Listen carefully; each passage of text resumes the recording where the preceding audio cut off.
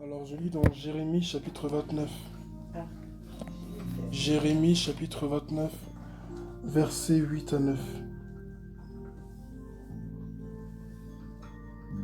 Jérémie chapitre 29, versets 8 à 9. Amen, il est écrit. Jérémie 29, verset 8 à 9, il est écrit. En effet, voici ce que dit l'Éternel, le Maître de l'univers, le Dieu d'Israël. Ne vous laissez pas tromper par vos prophètes, ceux qui vivent parmi vous, ni par vos devins, et ne faites pas attention aux rêves que vous faites. En effet, ce sont des mensonges qu'ils vous prophétisent comme si cela venait de moi. Je ne les ai pas envoyés, déclare l'Éternel. Amen. C'est important de discerner la voix de Dieu. Dieu n'est pas celui qui dit aujourd'hui c'est A et demain c'est B. Nous savons que Jésus est Dieu. Nous le savons tellement, ou du moins, nous y croyons tellement que aujourd'hui, on n'a pas besoin de nous en convaincre ou d'entendre des enseignements et des enseignements pour le comprendre.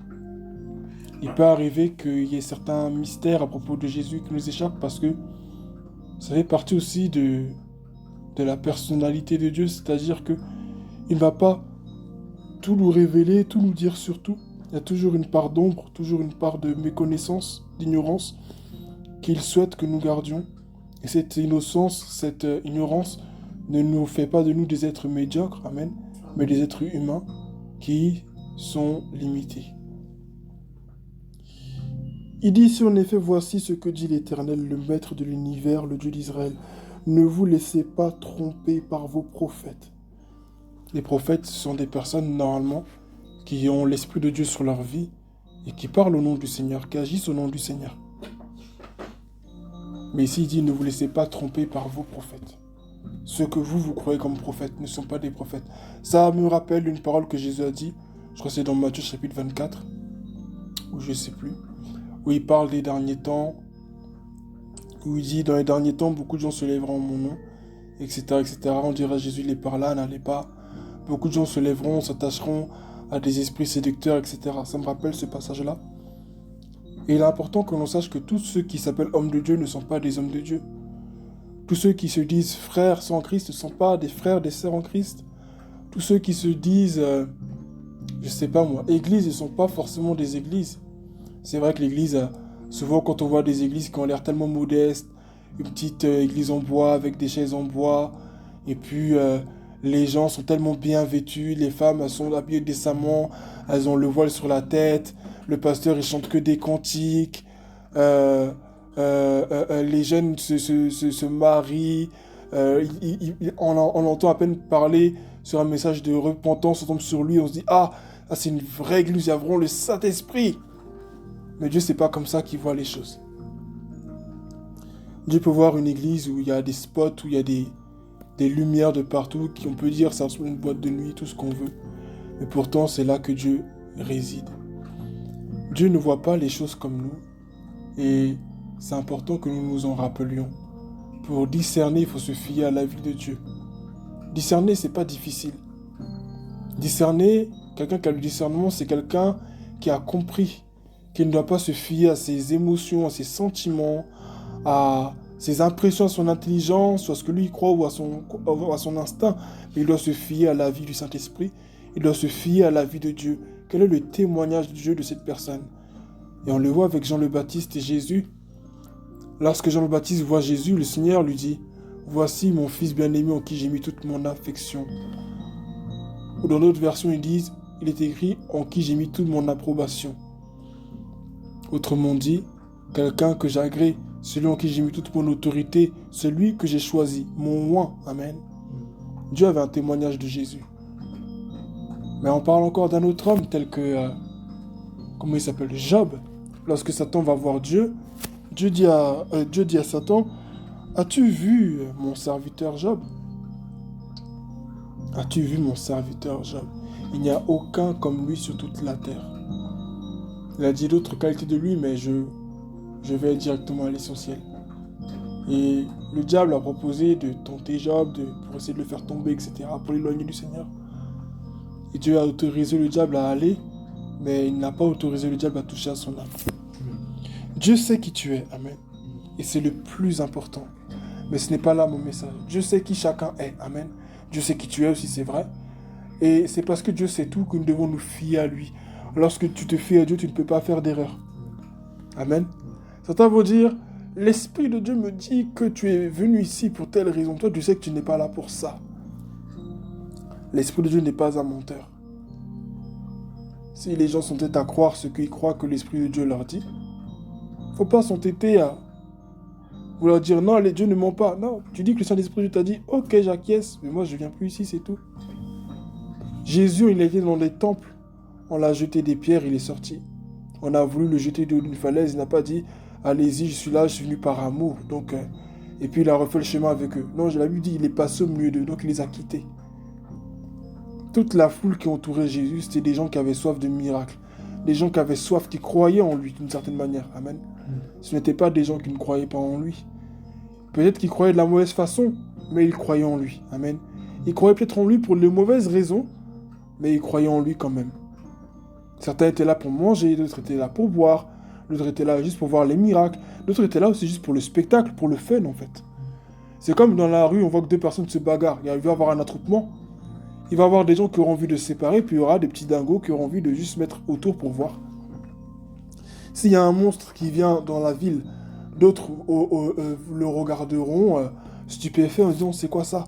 Et puis d'autres fuiront parce qu'ils auront peur, mais d'autres voudront voir de près pour dire qu'est-ce que c'est. Avec Jésus, c'était la même chose. Et on a vu quelque chose de surnaturel. Donc les gens voyaient Jésus faire des choses extraordinaires. Dans d'autres lieux, Jésus est parti. Il est reparti à Jérusalem ou à Nazareth, je ne sais plus. Ou je crois que c'était à Génézareth, je ne sais plus. Non, c'était pas à Génézareth. En tout cas, il est reparti dans sa ville natale. Mais là-bas, il n'a pas fait de miracle. Du moins, pas autant que dans les autres endroits où il a été. Parce que là-bas, on ne croyait pas en lui. Les gens n'ont pas discerné que c'était vraiment un oint de Dieu. Et ils ont dit, lui, on l'a vu grandir, on l'a vu faire 4 pattes, on sait c'est qui Jésus en fait. Donc, ils l'ont méprisé. Vous savez, il y a des lieux où vous allez aller, vous allez chanter, vous allez faire le vœu de Dieu, vous n'allez pas sentir la présence de Dieu, vous n'allez pas la vivre. C'est pas que vous n'êtes pas un homme de prière, une femme de prière, c'est que les gens méprisent qui vous êtes. Et comme ils méprisent qui vous êtes, la gloire de Dieu ne peut pas se manifester au travers de vous. Il faut avoir le discernement. Nous devons avoir le discernement pour reconnaître qui sont vraiment les hommes et les femmes de Dieu, afin de bénéficier de ce que Dieu veut nous donner au travers d'eux. Nous devons discerner, ne pas nous dire « Ah mais la sœur, on la voit, elle chante au milieu de nous. Le frère, on sait qu'il prêche le piano. La sœur, on sait celle qui... » Est-ce qu'on croit ici que quand notre dirigeante, notre leader ici va prêcher, des malades, des paralytiques peuvent être guéris? Nous devons croire en son ministère, nous devons croire en elle. Nous devons croire en tout un chacun, les uns en les autres. C'est ça aussi croire en Dieu. Amen. Et c'est ça avoir le discernement. Nous devons nous fier à la vie de Dieu. Le thème de ce message, c'est le discernement. Le discernement, c'est simple. C'est pas mystère. Il faut juste croire en ce que Dieu dit. Quand l'Esprit de Dieu te dit en toi que tu as péché, là, tu sais qu'il te dit que tu as péché. Tu sais que c'est lui. Quand il te donne la paix après que tu aies bien agi, tu sais que c'est lui. Il en est de même pour les autres. L'Esprit de Dieu va te dire qui est qui fait quoi et pas forcément pourquoi ou comment. Il peut le dire, mais après c'est dans un but précis, c'est pas ils ont le plaisir de révéler. Mais là, je parle de discernement pour éviter de tomber dans des pièges. Amen. Parce que beaucoup de gens vont se dire, non mais ils sont 10 à le dire quand même. Donc s'ils sont 10 à le dire, c'est que c'est forcément vrai. Ici dans ce passage, on dit, Dieu dit l'homme ne vous fiez pas à vos prophètes, parce que ce qu'ils vous disent c'est faux. Ils sont combien? Ils sont beaucoup. Amen. Ils sont plusieurs déjà à parler. Mais ils disent que tout ce qu'ils disent là, c'est pas moi qui les ai envoyés. Donc c'est pas parce qu'ils sont beaucoup à dire la même chose sur une personne que c'est vrai. Et c'est pas parce qu'ils sont beaucoup à le dire aussi que c'est faux. Amen.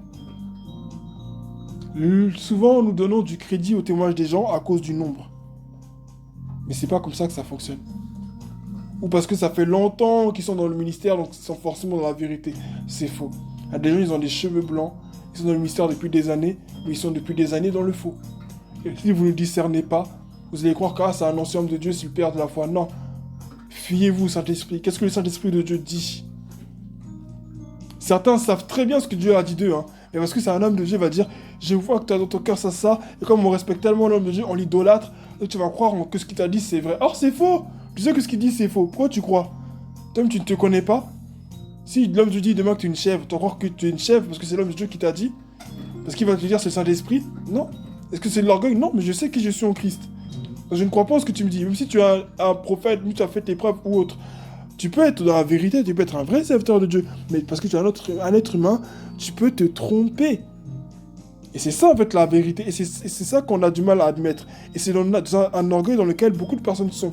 C'est un homme de Dieu, c'est vrai, mais c'est un homme surtout en tant qu'homme, il peut se tromper. Il peut faire des erreurs. Tous les hommes de la Bible ont fait des erreurs. Ça ne veut pas dire que ce n'étaient pas des vrais hommes de Dieu, mais ils ont fait des erreurs.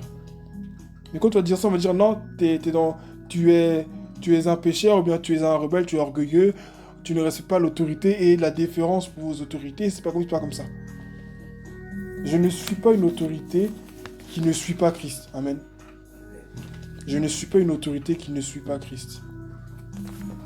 Donc il est important de réellement avoir le discernement pour savoir ce qui est de Dieu, ce qui n'est pas de Dieu, et pour éviter de tomber dans des pièges. C'est comme ça que tu seras vraiment un instrument au sein de ton assemblée. Ce matin, nous avons vu un passage sur Usa qui voulait rattraper l'arche éternelle qui était en train de se pencher. Et le thème, c'était être à sa place. Quand tu discernes les choses, tu sais aussi où te placer. Tu sais quoi faire et quoi ne pas faire. Si Usa aurait discerné que là, son seul rôle, c'était de conduire le char et pas de faire autre chose, il n'aurait pas été frappé de mort par l'Éternel. Amen. Donc le discernement est plus qu'efficace parce que le discernement nous garde en sécurité. Amen. Amen. Que nom du Seigneur soit.